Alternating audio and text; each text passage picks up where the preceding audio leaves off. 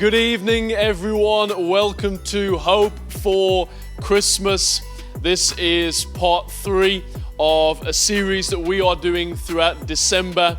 And wherever you are joining us from tonight, we are so thrilled to have you a part of this program. My name is Caleb, and I am joined by a good friend of mine, Joe Ashmore. Joe, how are you feeling? I'm very well, are you? I'm doing fantastic, thank you. We are 9 days away from Christmas, and it really is the most wonderful time of the year. I hope you're excited, and whether you're with family, maybe you're by yourself right now, we're so thrilled that you've joined us this evening, and I want to encourage you, kick back, relax. We're going to talk for a few moments. And then Joe is going to showcase his phenomenal talent for your enjoyment tonight. So I know you are in for a real treat. So Joe, tell us a little bit about yourself, your age, what it is that you're up to right now. Hello, everyone. I'm Joe, as has been said. I'm 23 years old. I'm a day older than you. You are a day older. I'll never let him forget it. He never lets me forget it. I'm from King Swinford, so the posh end of Dudley. Cayford. Shout out to all the Cayforders out there. And currently I work at the cinema. Amazing. Yeah. And it's good to have friends who work at the cinema because you get discount. So that's wonderful. So right now you're working at the cinema. That's been a little bit up and down, I know, during 2020. On and off. On and off. But tell us, what is the dream for you? So my dream is to become a professional classical singer. Come on. So yeah, touring around, singing things that I like to sing. That's awesome. Yeah, lovely. That is awesome. So right now, small beginnings, but there is a dream. Mm-hmm. And I think already that is a great encouragement to anyone out there with a dream. That so oftentimes things start off small before they get big. Absolutely. But I heard someone say it's treating the small things as though they're the big things. And that's a great way to live. So how long have you been singing for? I started properly singing when I joined my secondary school because my older sister Freya, shout out, bullied me into joining the school choir. Well done, Freya. Yeah, because before that I really didn't like singing at all. I thought it was girly and only girls did it, and not at all macho. That's fantastic. Yeah, so in the end I gave in to peer pressure and joined the school choir and found that actually I really, really enjoyed it.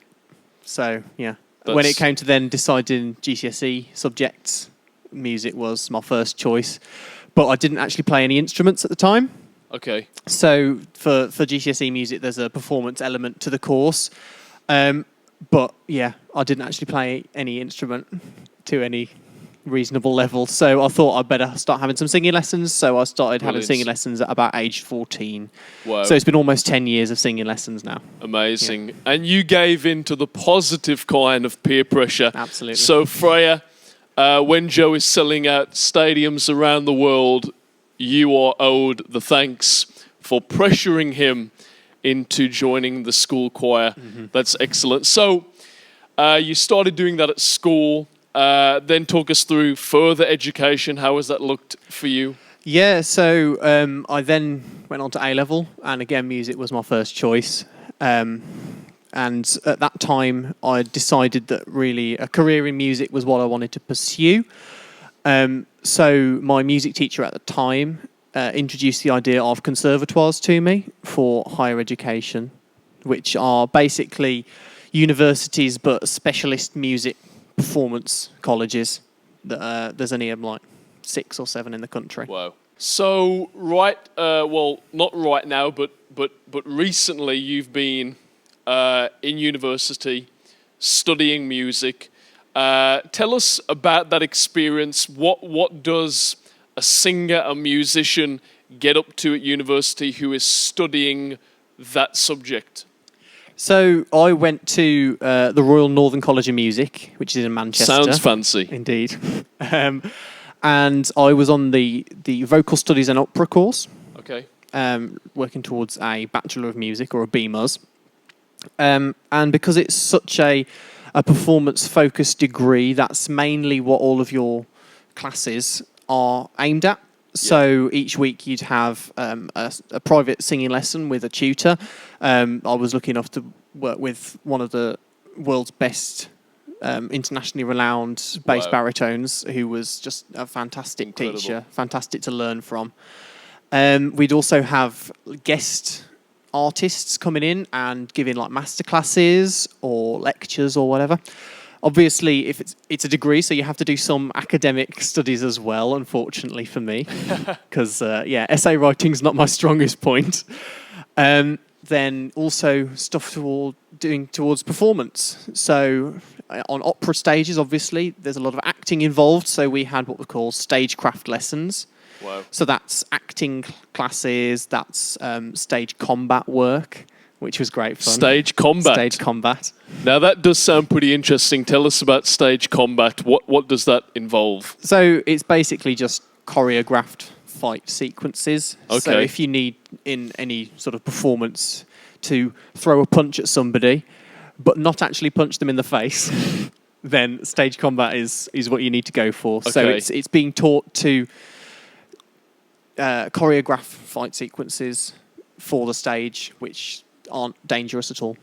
So, growing up with a sister at home, did you ever get into fights and then your parents broke them up and you just said, no, actually, this is just stage combat, and that was kind of your way to get out of it? Yeah, not quite. Not quite. Not quite. You We got on very well. That's fantastic. That is fantastic. So, I would love to be a great singer, if I'm honest. Maybe there are people out there who are thinking, I would love to be a great singer. Is there hope for people like me? Can anyone sing? Anyone can sing. I always say to people who ask me this question, not everyone is going to be the next Pavarotti or Michael Bublé or whoever you look up to in singing, but everyone can improve on what they have. That's a great quote right there. Everyone can improve on what they have. Absolutely.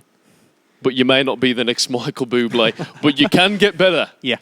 And there is hope. Mm-hmm. Okay, so I'd love to get some participation going this evening. People are likely watching in their living rooms or their kitchens right now.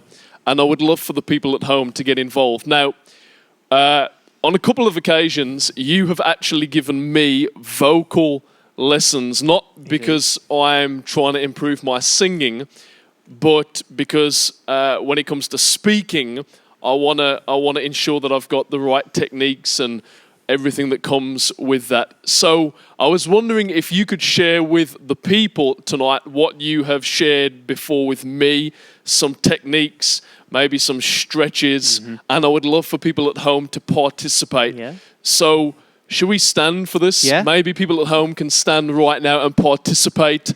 Okay, take us to school, Joe. Okie doke. So the first thing to sort out when you're singing is your posture, because if you're slouched over, that's not conducive to a good sound in your singing. So what we want to do is we want to roll our shoulders back. We want to keep our head nice and tall. Imagine that you have a piece of string attached to the back of your head, and that is pulling up on the back of your head so that your neck is nice and elongated, your shoulders are nice and relaxed, feet about shoulders width apart, slightly bent so that you're not locking them, and that is good posture. There we go, ladies and gentlemen. Yeah. Lesson number 1.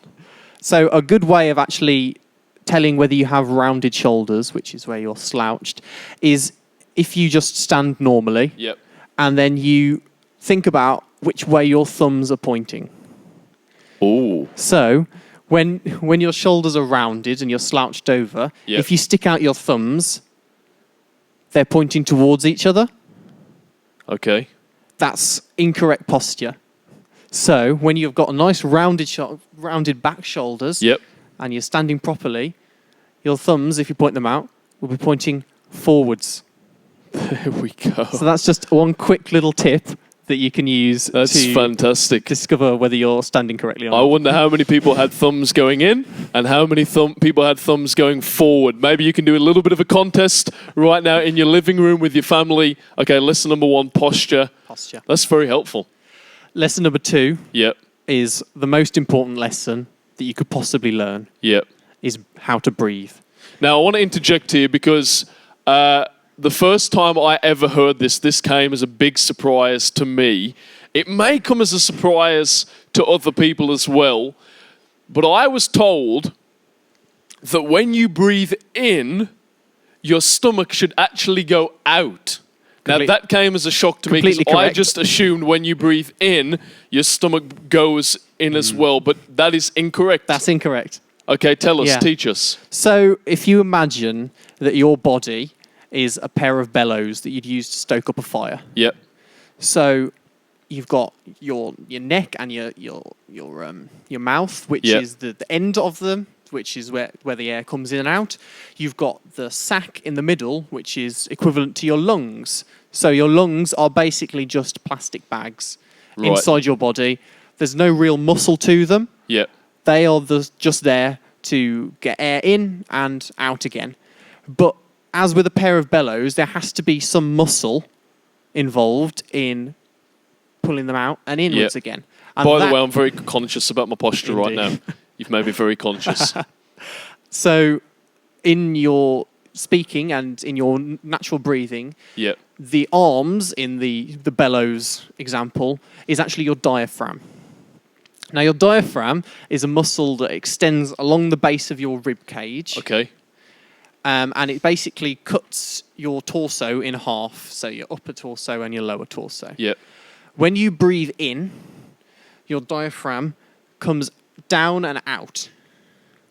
Right. Which creates a vacuum in your lungs, which sucks air inwards.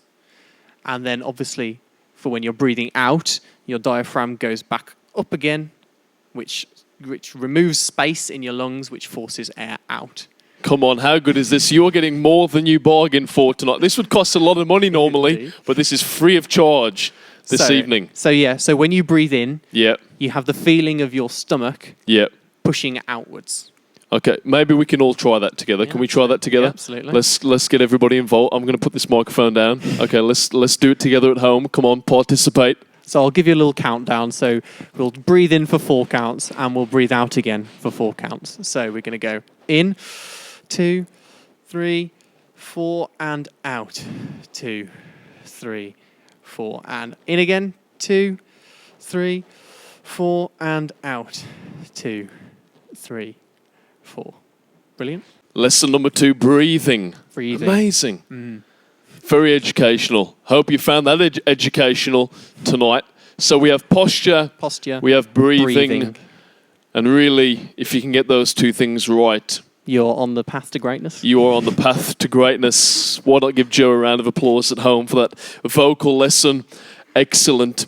So in a few moments, as we've already alluded to, you are going to showcase for us your incredible God-given gift, which is a blessing to our church. For those that know Joe, for those who attend our church, you will know that Joe is a part of our worship team and a great asset to that. And you're going to love his performances in a few moments. But it is nearly Christmas. It's almost Christmas. I am so excited. I love Christmas. What time do you wake up on Christmas Day? Early as possible. Good. As early as possible. See, I don't get people who lie in on Christmas Day. To me, that is a day wasted. 100%. I love getting up early on Christmas morning.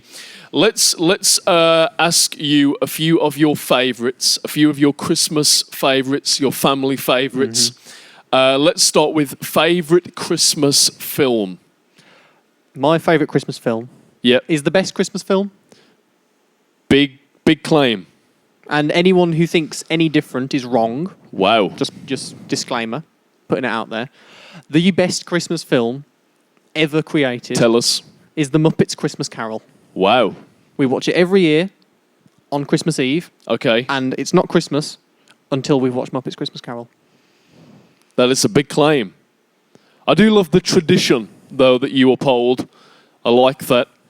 I'm not sure I agree on the film, but I like the tradition. Maybe you can participate right now. Put in the chat what is your favorite Christmas film. We would love to know what it is that you love to watch at Christmas. Okay. If it's not the Muppets Christmas Carol, you're wrong. Okay, next one. Favorite Christmas food? It's got to be my dad's roast Christmas lunch. You cannot beat beat a Christmas dinner, lunch. can you? No. Do you contribute much, or is your contribution in the eating? My contribution is definitely in the eating. Same. It's the We, best. we leave the roast cooking to Yeah. Dad because he does it so well. Absolutely. Why would you want to interfere if he does it so well? Why would you want to strip him of the joy when you can just enjoy the food? Okay, next one. Favorite Christmas memory?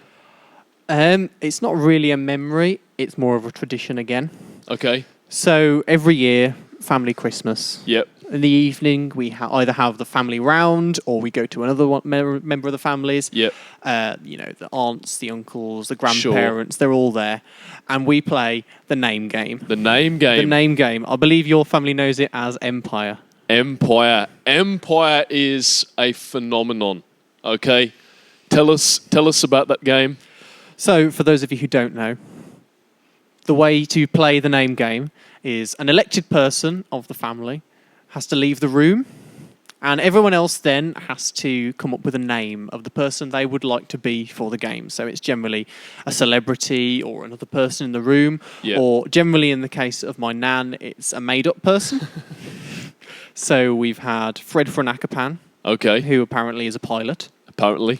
We've had Billy Bob Hamish Christensen, the famous explorer. Obviously.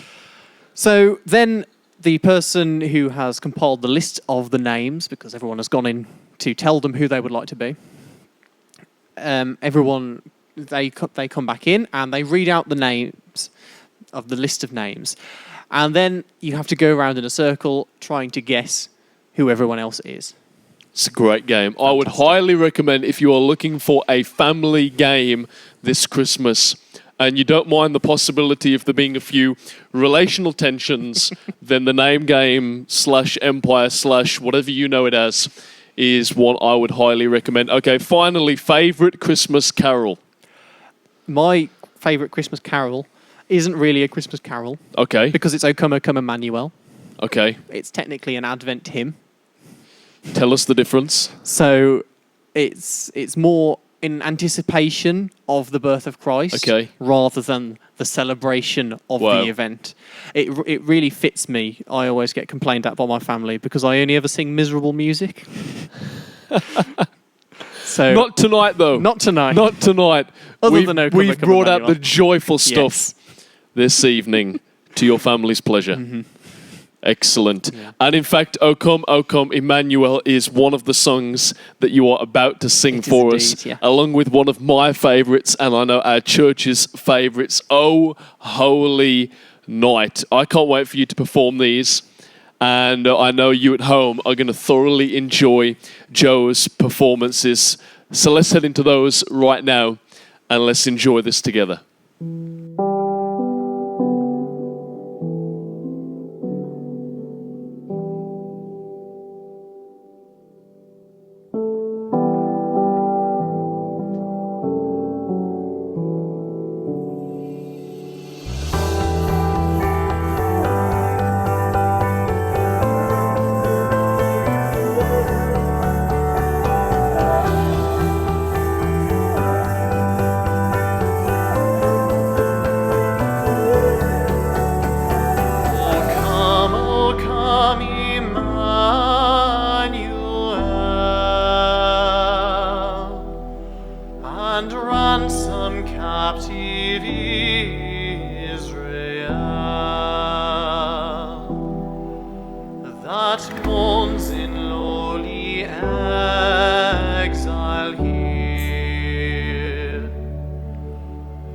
Until the Son of God appear. Rejoice, rejoice, Emmanuel.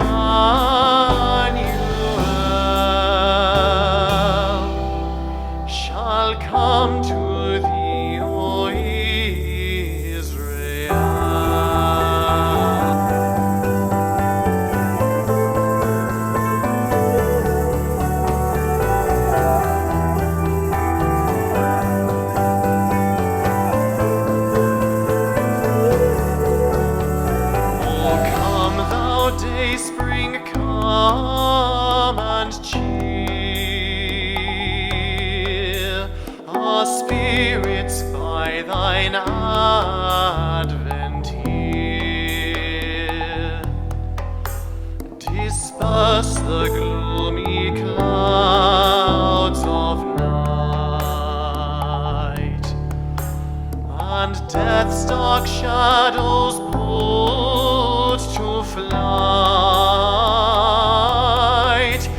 Rejoice, rejoice, Emmanuel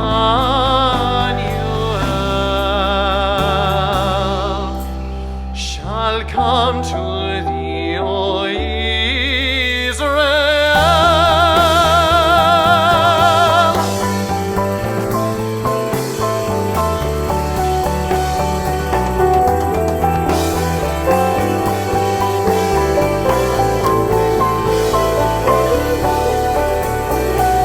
Come, desire of nations, bind in one the hearts of all mankind. Bid thou our sad division cease, and be thyself a King of peace. Rejoice, rejoice, Emmanuel shall come to thee, O Israel. Rejoice, rejoice, Emmanuel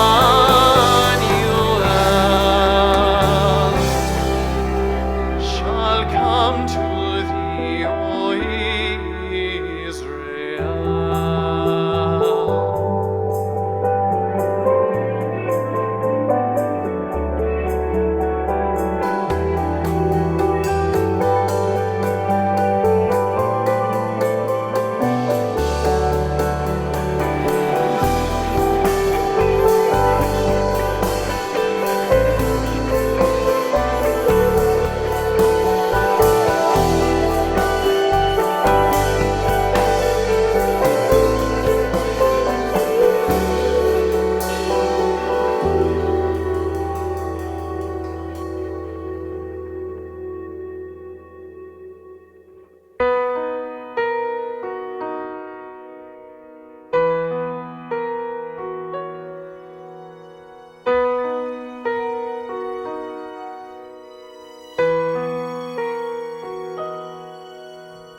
O holy night, the stars are brightly shining. It is the night of our dear Saviour's birth.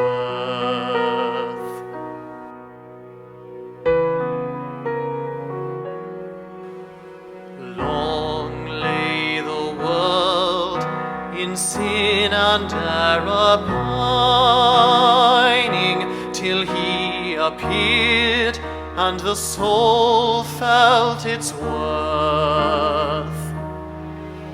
A thrill of hope, the weary world rejoices, for yonder breaks a new and glorious morn. Fall on your knees, oh, hear the angel voices, oh, night divine, oh, night when Christ was born, oh, night divine,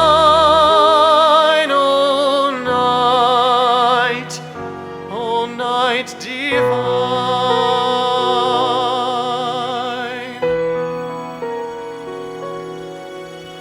Truly he taught us to love one another. His law is love, and his gospel is peace. Chains shall he break, for the slave is our brother, and in his name all oppression none shall cease. Sweet hymns of joy in grateful chorus raise we, let all within us praise his holy name. Christ is the Lord. Oh, praise his name forever. His power and glory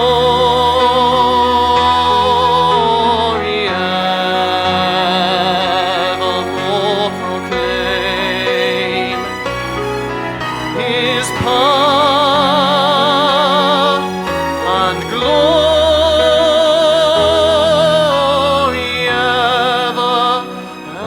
evermore proclaim.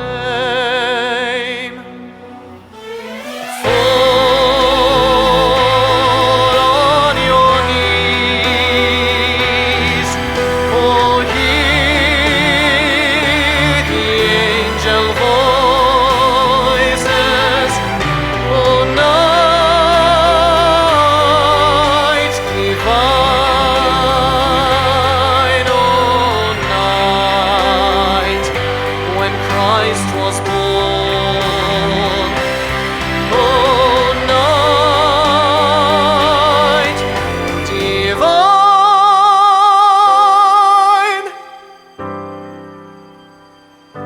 oh, night divine.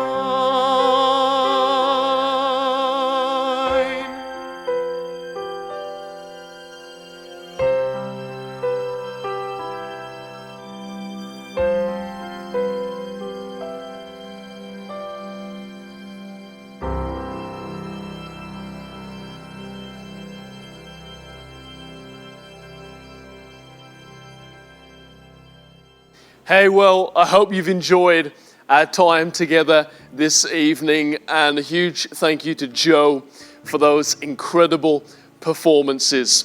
Well, this series throughout the month of December is called Hope for Christmas, and we do really pray that this night and the previous two nights have injected hope into your life and into your spirit. You know, we believe at Champions Church that Jesus Christ is the hope for humanity, that within all of us is a God-shaped hole that only He can fill.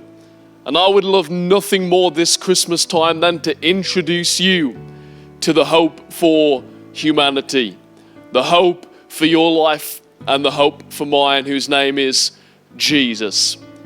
And tonight, if you want to receive Jesus Christ into your life, it can happen in this moment through a simple prayer. And so right now, I'm going to lead you in that prayer. Why don't you repeat it after me, wherever you find yourself, whoever you find yourself with. Maybe you want to say it out loud, maybe you want to say it in your heart. But would you repeat this after me? Say, "Dear Jesus, I thank you that you are my hope. Thank you that you came from heaven to earth to die for me so that my sins could be forgiven and that I could have a relationship with you. Today, I acknowledge only you can fill my heart. Today, I invite you to do just that. In your name, Jesus, I pray. Amen." Well, if you just prayed that prayer, congratulations on the greatest decision you will ever make. It's the greatest decision I ever made, and I know it's the greatest decision you will ever make. I want to let you know that next Wednesday is the finale, the final part of this series, Hope for Christmas. And that is going to be broadcasted 2 days before the big day. So we hope you'll join us. We've got another great night in store for you, and we can't wait to connect again in this way. I also want to let you know that this coming Sunday, we have Christmas at Champions.